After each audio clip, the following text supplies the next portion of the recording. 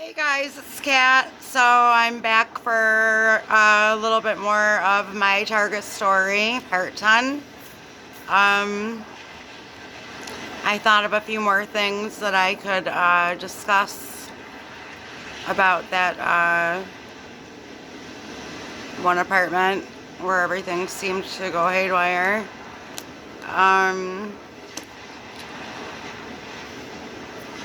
So when I was living there, I started seeing this guy, and I'm not sure if he was involved in this or not.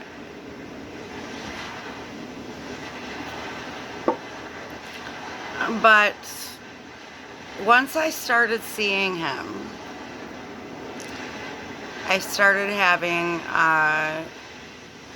visions of certain things.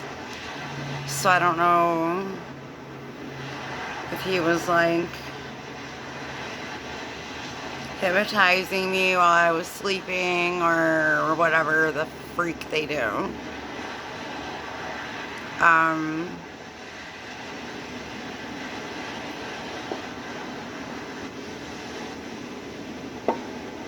So this is what I was seeing. I was seeing the number 222 everywhere. And this went on for a good 2 years. Well, one to 2 years. But it went on for a long time. Every time it was 222, I would look at the clock. The gas prices were 222. I saw 222 everywhere. It was just ridiculous. I mean, I would look at 222 at the clock, or on the clock, both times of the day. It was just the weirdest thing in the world. Like, just something told me to look at the clock at that time. Or, I don't know. But, so 222 was haunting me. I also saw a vision of me laying in bed with a man who I assumed was my boyfriend. And the only thing I could see was a red wall and a white flowing curtain. And I also saw a white garage with a lady looking out the window on top of the garage. Okay, so you'll find out what all that means in a little bit.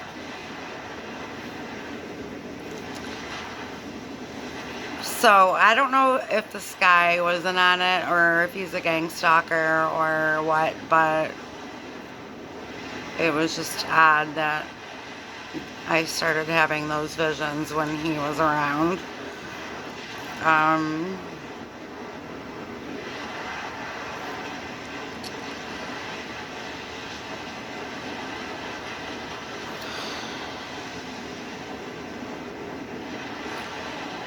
Now, I ended up meeting a man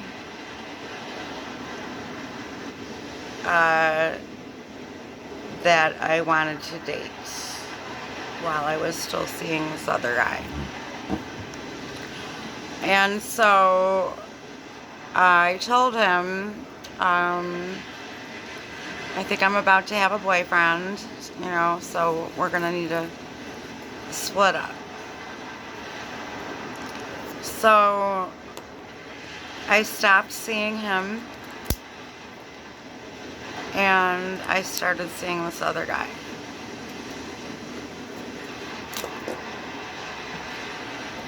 This man had me moved into his house within 2 weeks of meeting him.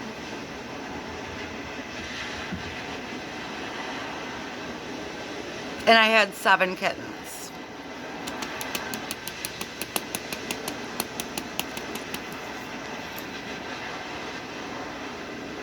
I know now that I really do believe that he is a gang stalker. My ex. Because everything makes sense now. He told me that I was traumatized and I needed to get out of that environment and blah, blah, blah, blah, blah, blah, blah, blah. Who the hell moves a girl you just met 2 weeks ago into your apartment that has 7 kittens? Are you freaking crazy? I mean, I really liked him and I wanted to get the hell out of there too, but hello. It was definitely a setup. Because they do that in this program. They'll set you up with perps, we call them. You know, the assholes that the cops pay off to do their dirty work. The bad cops.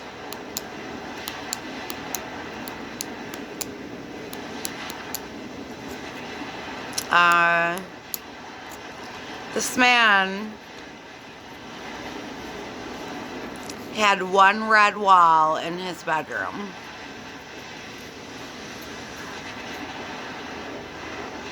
In the exact same spot as my vision.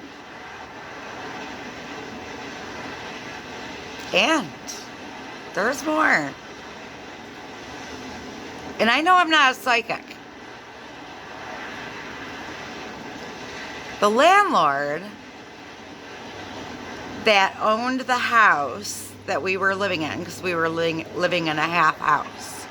We were living in like a flat, the downstairs. And there was a guy living upstairs. The landlord had an apartment above her garage.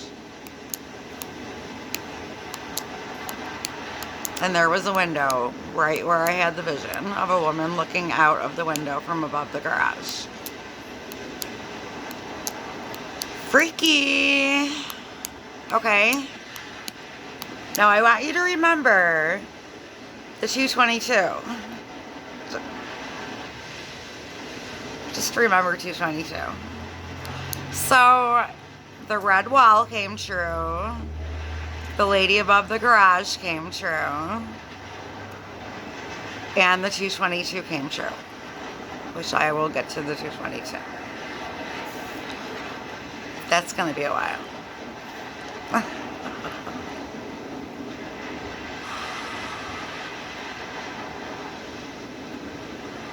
You can't make this shit up. You cannot make this shit up.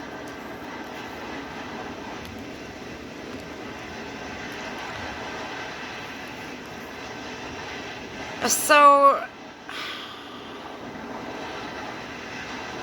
when I moved in with this man,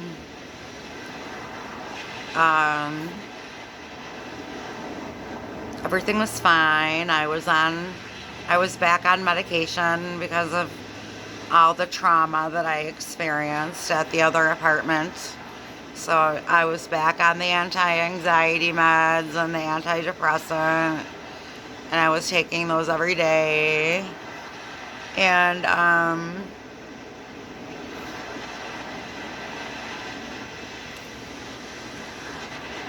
you know, we were really happy. I thought that we were. I know now that he was just acting. But I was really happy. So I thought to myself, you know, maybe I don't need these antidepressants anymore. I'm in love. I'm happy. You know? I finally found the man I've been looking for. So I went off the medication. And then all hell broke loose.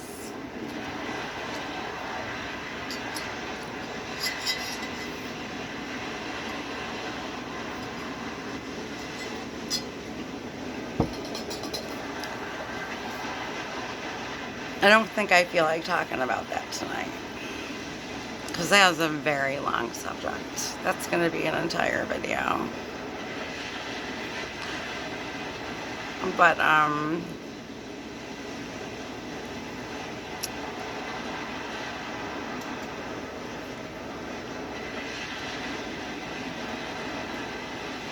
I always felt like I was being watched in that apartment as well.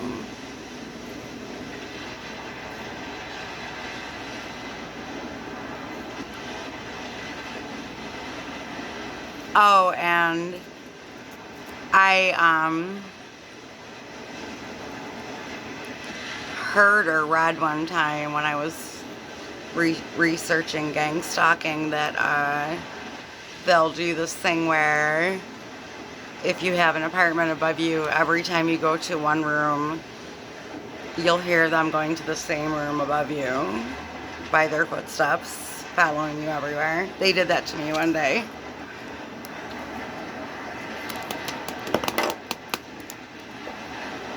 Every single room I went to, and they went to the same room. And they made it known. Like, it's just like... So...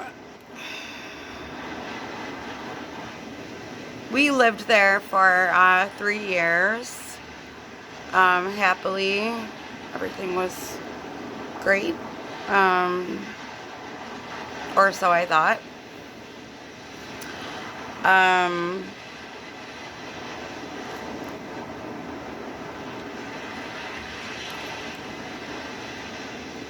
And then I went off of the medication, and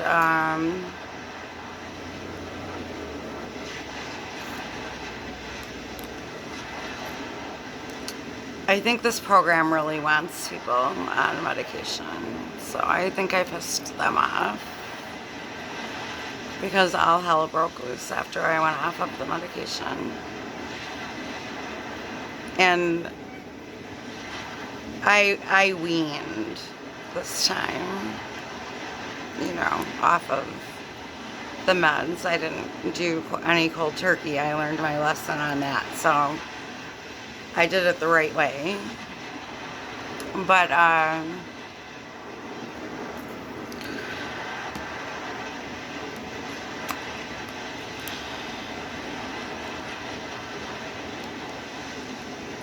I just can't bring myself to even talk about that right now. I will, though.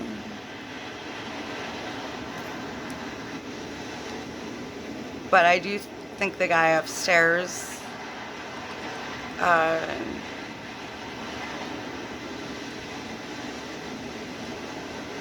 he was either in on it, or people just used his apartment when he was at the bar, because he was a drunk and he was always at the bar. So who knows? But I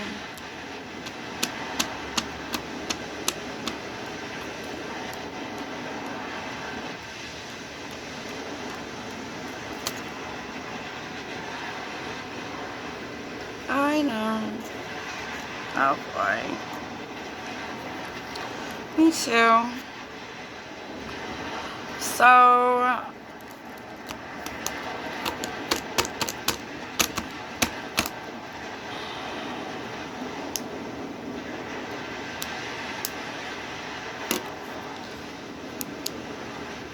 my boyfriend that I was living with was not originally from... Well, he was originally from the state that I live in. I already told you, New York. But he raised his kids in another state.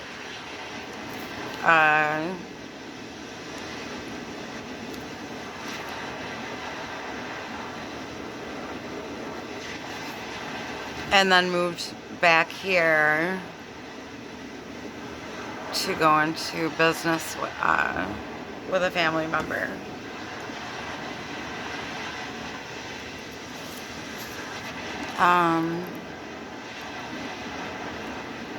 That is how I met him.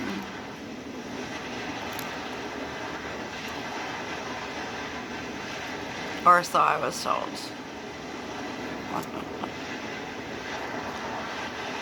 Everything's a setup with these people.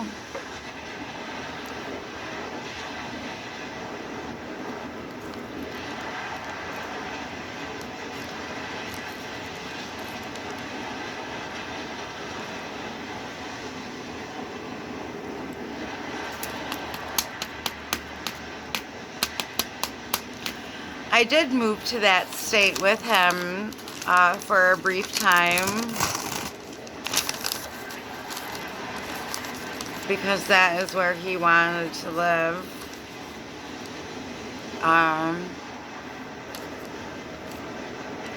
After he dissolved the business with his family member so that he could be near his kids. So I tried it out and didn't like living there. So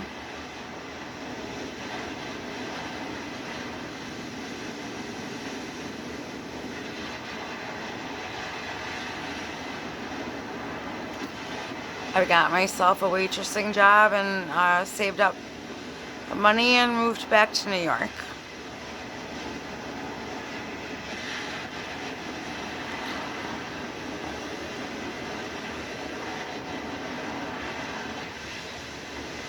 He moved here for a short time, but he wasn't here very long, just long enough to start another hospitalization visit and get me all gaslighted up and whatever else he was pulling, and then take off again.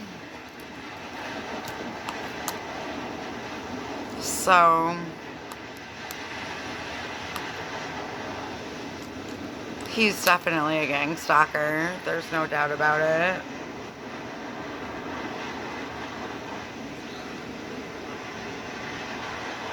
I have lots of reasons to believe that.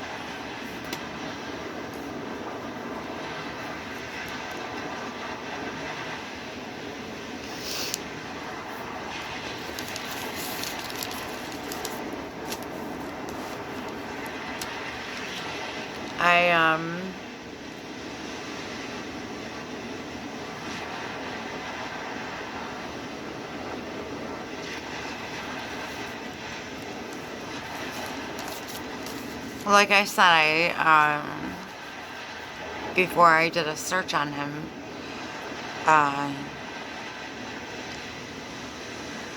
while he was in that other state during Christmas time visiting his family, and because I just got a weird feeling, just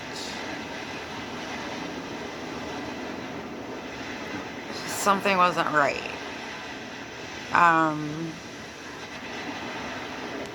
And then I started looking up unsolved crimes in that state. And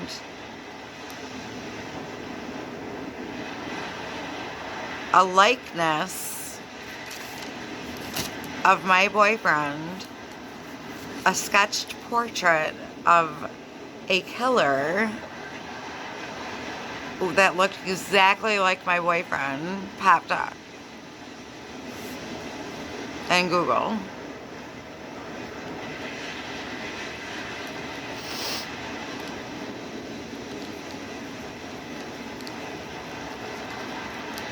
He looks like all three of the perpetrator sketches. There are 3 of them. On the next video, I'll show you what they look like. I'm not going to give you his name or anything, but I'll show you. I have heard that in this gang stalking program that criminals can get out of doing prison time for crimes that they have committed if they donate their life to this organization. It's very possible that that is what's going on here with this man. Because I believe that he is this killer that they've been looking for 40 years. I'm almost convinced of it.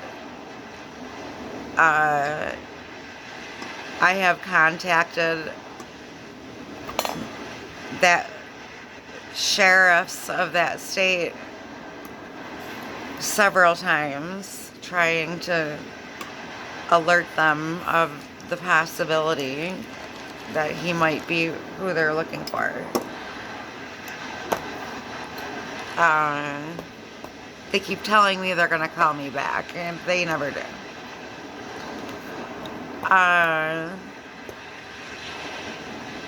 I'll get more into detail about this later, but I do believe that there's a strong possibility that this man is the guy that they've been looking for.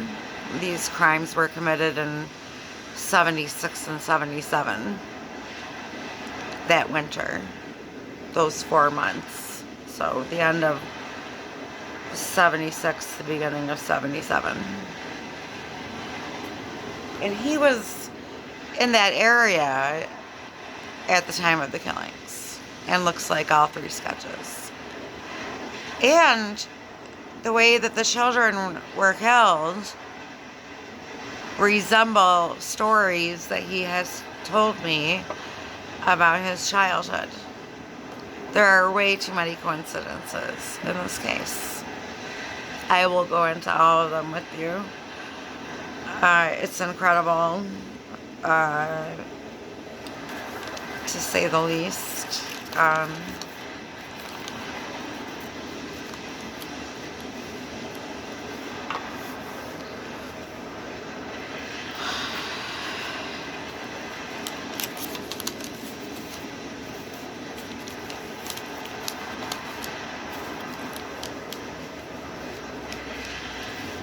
There were a lot of red flags that there wasn't something right.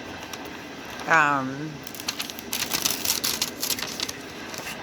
mean, I was happy. I was happy doing the housewife thing and the lovey-dovey thing and making the dinner thing and blah, blah, blah, blah, blah. See, tonight, you know, it was comfortable.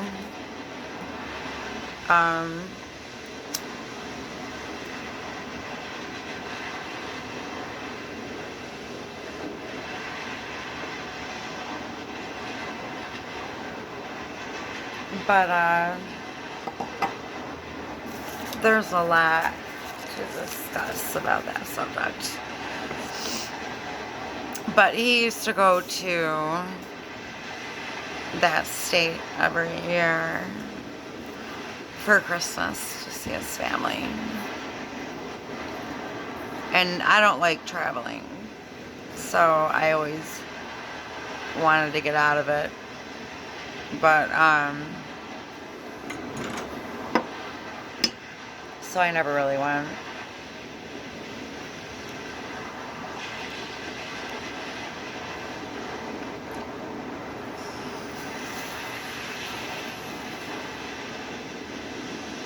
And it always seemed like right before he was gonna leave, he would start an argument with me. Almost so that I wouldn't go. Which was just fine with me because I didn't want to go anyway.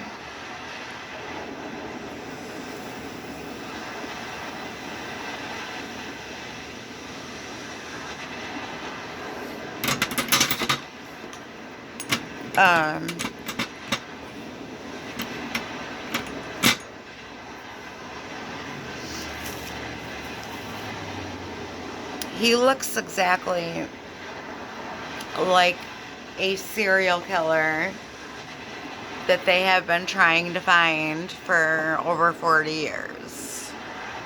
That they believe is still alive. Okay?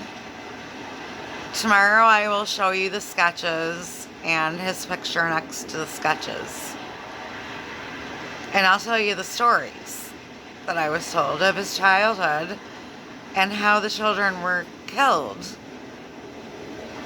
It's an incredible coincidence,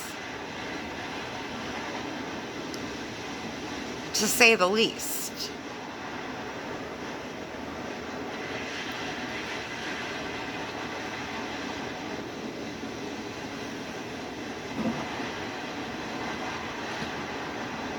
So, me believing that he was this man, I started panicking. I started locking myself in the cat room at night and sleeping in there, and I started staying at hotels to get away from him because I was terrified of him. I was contacting the authorities and the FBI and the actual investigator handling the case. I was talking to everybody.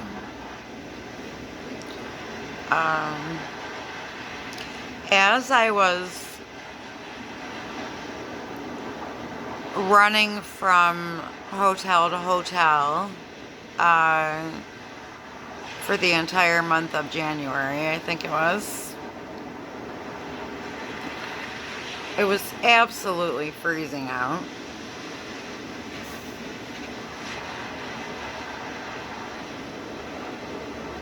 It was one of those brutal winters. But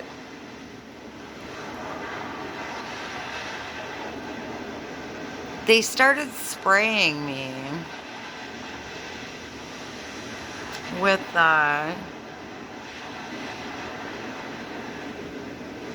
it was almost like a liquid adrenaline, like in a spray bottle. Like they would go by and mist it, so I would breathe it in. And as soon as I would breathe it in, I would have a panicky feeling, and my heart would start racing. And I would start breathing hard and panicking and be like in panic mode. You know, like that. This went on for the entire month that I was in the hospital, and prior to the hospital started.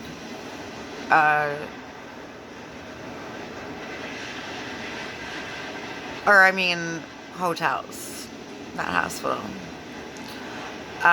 This did start before I started staying at the hotels.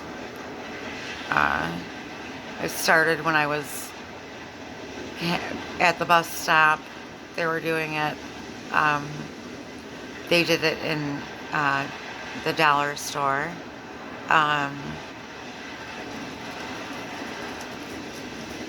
They were doing it the entire time I was staying in the hotels. They were every time I would walk by somebody. One night, I went to Highland Hospital because my ears were really hurting, and it was completely packed in there, and it was in the middle of my gang stalking, and because I didn't want to go home, so my friend and I were in that area. I'm like, here, you know what, why don't you just drop me off here, I'll get my ears checked out, and I'll, you know, take a bus home or whatever. So I'm sitting in the hospital, and there's only one chair left, so I take it.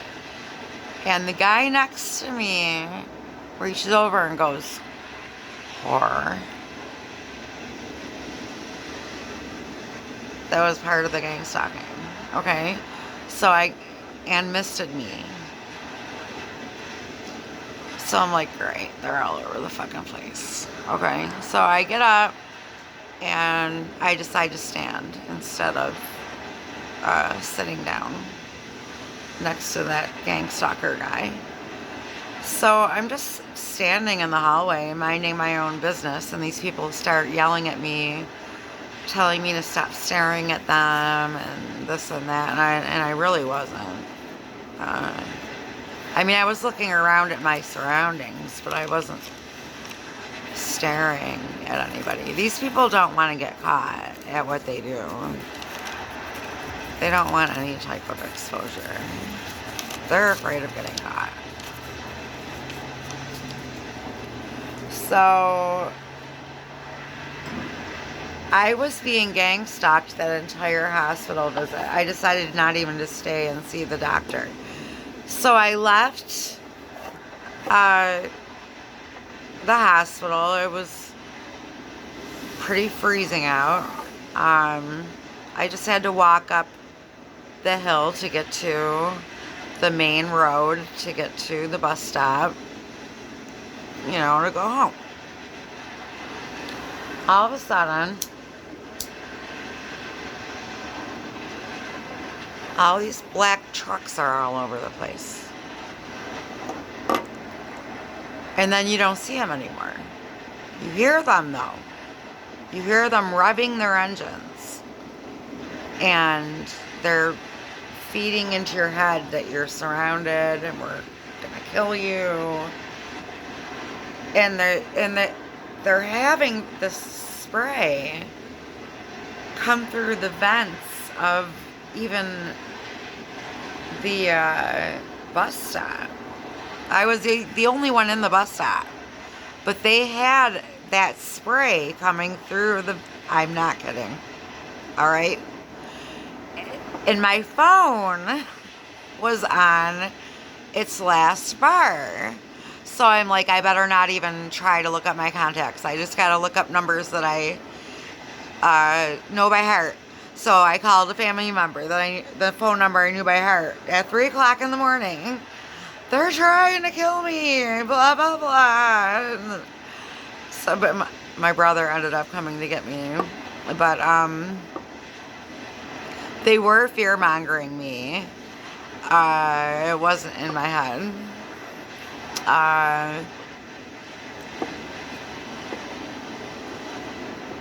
It's all set up to make you look crazy. And it does. It makes you look fucking crazy. They do a real good job at it. They definitely know what they're doing. I